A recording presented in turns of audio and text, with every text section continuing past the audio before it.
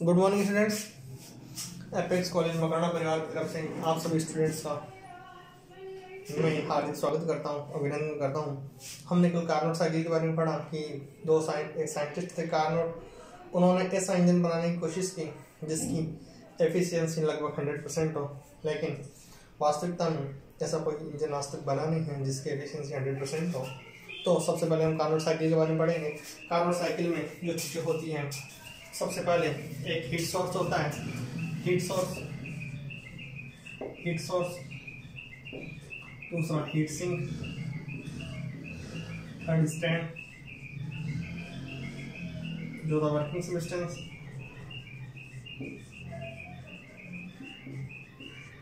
हमें देखना है क्या क्या चीजें हैं। सबसे पहले heat sink, heat source and heat reservoir या हीट रिजर्वोयर भी कह सकते हैं। हम देखेंगे कि जो इस प्रकार से होंगे, ये क्या है, एक इस प्रकार का सिलेंडर है जिसकी दीवारें क्या है, सुचालक, तला क्या है, सुचालक। ये एक पिस्टन है, सिलेंड्रिकल पिस्टन है। कैसा पिस्टन है, यह है फ्रिक्शनलेस। कैसा, घर्षण रहित। क्या, घर्षण रहित है। कैसा है, सुचालक। कैसा, सुचालक। कैसा, सॉरी कुचालक। पिस्टन हमेशा हम फ्रिक्शनलेस इंसुलेटर ही लेंगे। कैसा, घर्षण रहित, कुचालक। स्टैंड होगा तो कैसा होगा, कुचालक। कैसा, कुचालक। हीट सोर्स और जो हीट सिंक है वह क्या होंगे, सुचालक होंगे। ये क्या होंगे, दोनों कंडक्टर होंगे। क्या होंगे, कंडक्टर होंगे। इसका टेम्परेचर T1 केल्विन होगा, इसका T2 केल्विन होगा। ठीक है। हमने कुछ वर्किंग सब्सटेंस के बारे में पढ़ा कि वर्किंग सब्सटेंस क्या लेंगे, तो मैं आपको बता दूं कि working substance as a ideal gas लेंगे। ठीक है, आइडियल गैस लेंगे।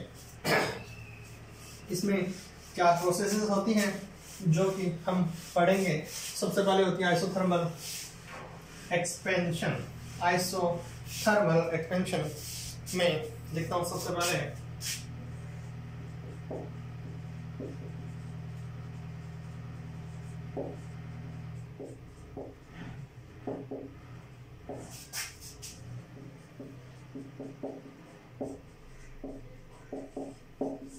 ठीक है, आइसोथर्मल एक्सपेंशन। हमें आइसोथर्मल एक्सपेंशन की जरूरत क्या पड़ी, तो मैं आपको बता देना चाहता हूं कि जब हम सिलेंडर को कहाँ रखते हैं, हीट सोर्स पर। कहाँ पर, जो हीट का सोर्स है उस पर रखते हैं, जिससे कि जो वर्किंग सब्सटेंस है उसका टेम्परेचर क्या हो जाए, T1 केल्विन। क्या, T1 केल्विन। वॉल्यूम क्या हो जाए, VA। प्रेशर क्या हो जाए, PA।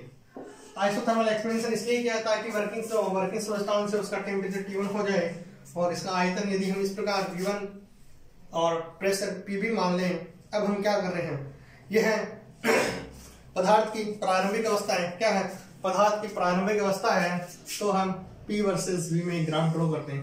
क्या, यह है P और V। यदि मैं आइसोथर्मल एक्सपेंशन करना चाहता हूं तो मतलब उसका टेम्परेचर क्या रहेगा, कांस्टेंट रहेगा। टेम्परेचर कांस्टेंट रहेगा, प्रेशर घटेगा। प्रेशर घटेगा तो क्या बढ़ेगा, वॉल्यूम बढ़ेगा।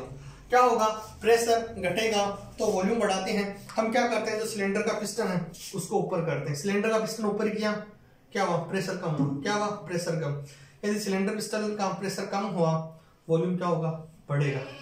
हम जो यहाँ पर ग्राफ बनाएंगे वह कुछ इस प्रकार से होगा। ये क्या है, A है। यहाँ पर क्या है, VA एंड PA। क्या है, प्रेशर PA एंड यहाँ पर B। यहाँ से किस स्टेट पर आ गया, B पर। कहाँ से कहाँ तक, B पर आ गया।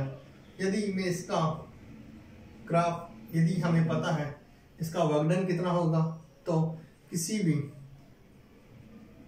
क्षेत्रफल का जो एरिया अंडर द कर्व क्या होगा, वर्कडन होगा। इसको हम स्मॉल b लिखते हैं एंड इसको स्मॉल a लिखते हैं, तो वर्कडन क्या होगा, A B, small b, A and A link होगा। तो जो हम एरिया निकालना चाह रहे हैं वो क्या होगा, ABBAA। जो W1 होगा, क्या होगा, W1 इक्वल टू क्या होगा, P dV। क्या, P dV from A to B। Volume कहाँ से कहाँ है, वॉल्यूम हम ले रहे हैं कहाँ से कहाँ तक, A to B, कहाँ से कहाँ तक A to B, और जो एरिया होगा वो किसके बराबर होगा आप बताइए, A B small a and capital A। ठीक है, यदि मैं PdV को लिख सकता हूँ P1, हमें पता है कि यदि एक यह आइडियल गैस इक्वेशन में हम लिखते हैं P1 V1 इक्वल टू हम P1 V1 equal to P2 V2 लिख सकते हैं, किसके बराबर होता है nRT के बराबर। ठीक है, क्योंकि हमें पता है दोनों में टेम्परेचर क्या है, कांस्टेंट है, नंबर ऑफ मोल्स कितने हैं 1 है, तो हम लिख सकते हैं W1 equal to RT1, W1 equal to integration RT1 from A to B। ठीक है, into dV by V, into dV by V RT1। ठीक है, हमें पता है कि हम P1 की जगह क्या लिख सकते हैं RT1 इंटू dV की जगह हम क्या लिख सकते हैं dV बाई V। ये क्या हो गया, यदि हम इसको P1 V1 मान लें तो ये भी क्या हो जाएगा, इस प्रकार से इंटीग्रेशन करना है कहां से कहां तक, V A to B है, हमें पता है, इसको लिख सकते हैं फ्रॉम W1 इक्वल टू क्या हो जाएगा RT1 log base E from VB to VA, log base E VB to VA। यदि हम log base E को हटाना चाहते हैं तो 2.303 से मल्टीप्लाई कर देंगे तो क्या आ जाएगा R 2.303, क्या 2.303 RT1 log base 10 VB by VA। जो वर्क डन आया सब्सटेंस का कितना आएगा, जो वर्क डन है वो क्या होगा, मतलब जो हमने हीट प्रोवाइड की वह भी इसी के बराबर होगा। हम अब दूसरा इसमें आएगा प्रोसेस, उसका नाम है आइसोथर्मल की जगह एडियाबेटिक हो जाएगा, और कुछ भी नहीं है इसमें चेंजेस। दूसरी प्रोसेस है आइसोथर्मल की जगह एडियाबेटिक, क्या एडियाबेटिक एक्सपेंशन।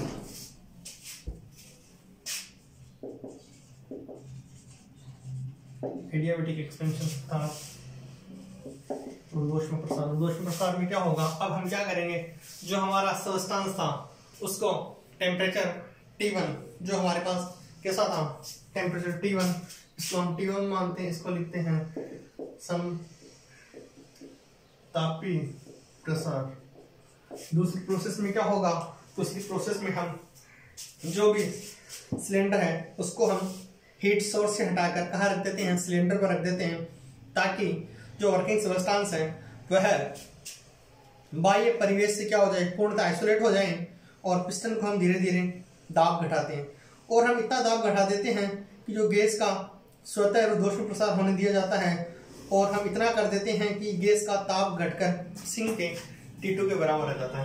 अब टेम्परेचर क्या हो गया T2, क्या हो गया T2 केल्विन, और वॉल्यूम क्या हो गया।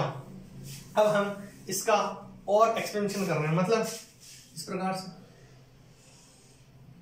ये क्या हो गया C पॉइंट, क्या हो गया C पॉइंट, यहां पर क्या होगा V B P B, ये क्या होगा V C P C P C V C जो भी है। ठीक है, ये कैसा था समतापी प्रसार, ये कैसा ऊर्ध्वश्म प्रसार। हम जो भी टेम्परेचर है वो उसको हीट सिंक के बराबर कर देते हैं, अर्थात टेम्परेचर कितना डाउन हो गया, और जो इसमें किया हुआ कार्य होता है वह हमें पता है। W2 इक्वल टू क्या होगा, W2 इक्वल टू होगा PdV, W2 इक्वल टू क्या होगा from B to C PdV। Area under the curve क्या होगा, B से यहां तक ये क्या होगा B C small c and A B C small b into capital B, यही तो होगा B C B, क्या होगा इक्वल टू क्षेत्रफल of area of capital B C small b and capital B, यही तो होगा। यदि ये होगा B C B and capital B, हमें पता है ऊर्ध्वश्म प्रसार के लिए PV raise to power gamma, PV raise to power gamma equal to क्या होता है कांस्टेंट होता है, तो हम लिखते हैं PB VB equal to power gamma equal to P C B C की power gamma equal to constant. ठीक है, लिख सकते हैं, हम लिख सकते हैं पी बी की power P B V B की power gamma equal to P C B C की power gamma equal to constant लिख सकते हैं, क्योंकि हमें पता है इसमें क्या होगा, रुद्धोष्म प्रसार के लिए W2 इक्वल टू क्या होगा, W2 इक्वल टू क्या होगा के आर। हम इंटीग्रेशन करेंगे कहाँ से कहाँ तक, वॉल्यूम कहाँ से कहाँ तक बढ़ रहा है, वॉल्यूम बढ़ रहा है B से C तक, कहाँ से B से C तक, तो हम लिख सकते हैं work done from B to C integration dV into V की पावर गामा। हम हमेशा V की पावर गामा लिख रहे हैं, क्यों, क्योंकि यदि हम dV लिखना चाहें, इसको क्या लिख सकते हैं, P को जगह हमने K की जगह क्या लिखा, ठीक है, P की जगह क्या लिखा, और जो dV की जगह dV एंड V की इक्वल टू क्या लिखा, V की पावर गामा। हम इस प्रकार लिखते हैं तो ये क्या हो जाएगा, इक्वल टू K VB की power 1 minus gamma minus K VC की power 1 minus gamma upon gamma minus 1 upon gamma minus 1, यही तो होगा। यदि हम K की वैल्यू पुट करें, W2 इक्वल टू क्या हो जाएगा, K की वैल्यू क्या लिख सकते हैं हम, PB VB की पावर गामा इंटू VB की power 1 minus gamma minus K की जगह PC VC की पावर गामा इंटू V की power 1 minus gamma upon 1 minus gamma. इधर क्या है, PB की power 1 plus 1 minus gamma into ये VB है, इधर क्या आ जाएगा माइनस PC VC की पावर, ये VC की पावर 1 प्लस गामा माइनस 1, ये क्या आ जाएगा 1 माइनस गामा है, ये क्या है गामा, इधर भी गामा, क्या हो जाएगा gamma minus gamma plus 1 upon gamma minus 1, तो 1 से माइनस गामा से प्लस गामा कैंसिल आउट हो जाएगा, तो क्या बचा इधर इक्वल टू VB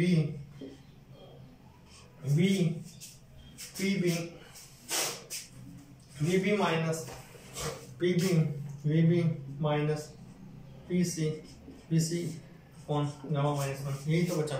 यदि हमें पता है PB इक्वल टू क्या होता है NRT, यदि हम NRT की इक्वेशन लिखना चाहें तो जो वैल्यूज आएगी वो कुछ इस प्रकार से आएगी, जो वर्क डन आएगा वह इस प्रकार से आएगा। वर्क डन इक्वल टू क्या होगा, वर्क डन इक्वल टू होगा PB minus PC upon gamma minus 1। यदि हम इसको लिखते हैं R, VB की जगह टेम्परेचर कितना है, T2 कितना हो गया, T1 minus T2 upon gamma minus 1। ठीक है, हमें पता है PV इक्वल टू क्या होता है NRT। ठीक है, अब इस प्रोसेस में यहाँ पर जो सिस्टम था उसका प्रेशर बहुत ज़्यादा कम हो गया। यदि सिस्टम का प्रेशर बहुत ज़्यादा कम हो गया तो हम क्या करेंगे, सिस्टम के प्रेशर को इंक्रीज करना चाहेंगे। सिस्टम को प्रेशर को इंक्रीज करना चाहेंगे एट कांस्टेंट टेम्परेचर। किस पर, एट कांस्टेंट टेम्परेचर पर यदि हम सिस्टम का प्रेशर बढ़ाएंगे तो जो अगला प्रोसेस होगी वो होगी आइसोथर्मल कंप्रेशन अर्थात समतापी संपीड़न। समतापी संपीड़न में क्या होगा, हम इसका प्रेशर बढ़ाएंगे। और प्रेशर कहाँ तक बढ़ाएंगे, प्रेशर बढ़ाने का मतलब है कि हम जो प्रक्रम है इसको इस प्रकार ले जाएंगे। हमने क्या किया, इस पॉइंट डी तक आ गए, डी तक आ गए तो इसके पॉइंट क्या होंगे, VCDC and PD and VD होंगे, क्या होंगे इस पॉइंट C तक PD एंड VD। टेम्परेचर क्या है, कांस्टेंट है। हमने क्या किया, जो सिलेंडर था उसको जो हमारा वर्किंग सब्सटेंस वाला सिलेंडर था उसको अब हम क्या करेंगे कि हम T2 टेम्परेचर पर रख रहे हैं ताकि वह डी अवस्था तक पहुंच जाए। हम मानते हैं कि वहां पर PD एंड VD उसके घटक है, तो ए जो W इक्वल टू क्या आएगा, जो सिमिलर पहले वाले में क्या था, W इक्वल टू क्या आएगा, हम उसको क्या दे रहे हैं, हीट प्रोवाइड करा रहे हैं। हीट प्रोवाइड कहाँ से कराते हैं, C2 D तक P dV। ये क्या आएगा, C D D C C D D C लिख सकते हैं।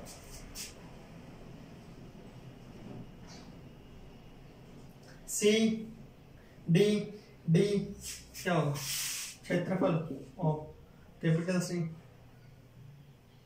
D small D small C, ये दोनों स्मॉल है। ठीक है, हमने जो पहले लिखा था इस इक्वेशन में उसी को कर सकते हैं। W2 इक्वल टू क्या सकते हैं, W3 इक्वल टू क्या सकते हैं, Q R T2 log base A VD by VC। यदि हम इसको VC माइनस बाहर लिखना चाहिए तो क्या होगा, minus R T2 log base E VC by VD। यह आ गया वर्क से। फोर्थ स्टेज वही आएगी। हम क्या करेंगे, जो भी इस प्रक्रम में क्या लेंगे, जो सिलेंडर था उसको हम हीट सिंक से हटाकर सिलेंडर को हम स्टैंड पर रख देते हैं और हम जो भी प्रोसेस है हम उसका प्रेशर बढ़ाते हैं। ये पॉइंट डी है। अब हम क्या करते हैं, लास्ट में क्या करते हैं, हम उसका एडियाबैटिक कंप्रेशन करते हैं, अर्थात रुद्धोष्म संपीड़न। रुद्धोष्म संपीड़न में क्या करेंगे, जो सिलेंडर का पिस्टन है वो धीरे धीरे नीचे जाने लगेगा, प्रेशर बढ़ेगा। क्या होगा, प्रेशर बढ़ेगा। देखो इस प्रकार से जब प्रेशर बढ़ेगा तो हम क्या करेंगे, हम उसको इनिशियल स्टेज पे लाने की कोशिश करेंगे। इनिशियल स्टेज पे लाने का मतलब है कि हम उसका एडियाबैटिक कंप्रेशन करेंगे। एडियाबैटिक कंप्रेशन के लिए वही PV raise to power gamma equal to constant क्या होता है, PV raise to power gamma equal to क्या होता है, कांस्टेंट। हम वही लिखेंगे। Area under the curve of work हम लिखेंगे एडियाबैटिक कंप्रेशन, अर्थात रुद्धोष्म संपीड़न। रुद्धोष्म संपीड़न में क्या होगा, हमने क्या किया, यहां से इसका प्रेशर बढ़ाए कहां तक ले गए, ए तक। तो वर्क क्या होगा, वर्क क्या लिख सकते हैं, ए डी डी ए ए, ये तो होता है क्या होगा, ए जो डी के द्वारा संपीड़न कार्य किया गया W4 इक्वल टू क्या होगा, integration from D to A P D V equal to क्षेत्रफल क्या होगा, D A D D D A capital D to small A capital D A D D, मतलब D A D and again D. ठीक है, अब हमें पता है PV raise to power gamma equal to क्या होता है, कांस्टेंट होता है, जो हमने पहले लिखा, अर्थात पी ए वी ए की power gamma equal to P D V D की power gamma equal to constant. ठीक है, हम लिख सकते हैं। तो W4 की तरह जो हमने पहले लिखा क्या हो गया, R T two minus R T one upon gamma minus one. ठीक है, W4 इक्वल टू क्या आ जाएगा, R T two minus T one upon gamma minus one. ये क्या था, यह क्या था, ये वर्क था, वर्क एट एडियाबैटिक कंप्रेशन। हमने 4 प्रोसेस पढ़े। हम अगेन एक बार रिपीट करते हैं जल्दी से कि सबसे पहले क्या था, जो सिलेंडर पिस्टन था उसको हमने सोर्स के बराबर रखा, उसका जो सिलेंडर वर्किंग सब्सटेंस था उसका टेम्परेचर हीट सोर्स के बराबर रखा T1। वहां पर टेम्परेचर को कांस्टेंट करके हमने पिस्टन को ऊपर किया। पिस्टन को ऊपर किया तो क्या हुआ, प्रेशर घटा। प्रेशर घटेगा तो क्या बढ़ेगा, वॉल्यूम। जो हमारे पास PdV कर्व के अंडर वर्क डन आया हमने उसको निकाल लिया। दूसरा क्या था, एडियाबैटिक कंप्रेशन। एडियाबैटिक एक्सपेंशन मतलब रुद्धोष्म प्रसार। रुद्धोष्म प्रसार में क्या था, हमने उसको हटाकर सिलेंडर को जो सिस्टम था उसको बाहर रखा और उसको स्टैंड पर रख दिया ताकि उसका अपने आप रुद्धोष्म प्रसार हो, वह बाहरी जो भी एक्सटर्नल फैक्टर्स हैं उनसे आइसोलेट हो जाए। आइसोलेट होने के बाद में वो है टेम्परेचर, वहां पे क्या था, दो जो हमारा कर्व आया उसमें क्या हुआ, वापस वॉल्यूम घटा एंड वॉल्यूम ही घटा। ठीक है, वॉल्यूम बढ़ा एंड प्रेशर घटा। ठीक है, थर्ड प्रोसेस में क्या किया, हमने जो स्टैंड था उसको हमने क्या किया कि हम चाहते थे कि उसको सिंक पे रखा और सिंक में रखने के बाद में हमने एडियाबेटिक सबसे पहले आइसोथर्मल कंप्रेशन किया, फिर उसके बाद एडियाबेटिक कंप्रेशन किया। हमें पता है कोई भी सिस्टम है या कोई भी हीट इंजन है उसकी एफिशिएंसी क्या होती है, work done upon heat supply. हमने 4 वर्क डन निकाले, इनको ऐड करेंगे अपॉन हीट सप्लाई, कितनी हीट सप्लाई हुई हम ये कल करेंगे। मैं आप सभी छात्र छात्राओं का अपेक्स कॉलेज मकड़ा परिवार की तरफ से बहुत बहुत आभार ज्ञापित करता हूँ। Again thank you so much.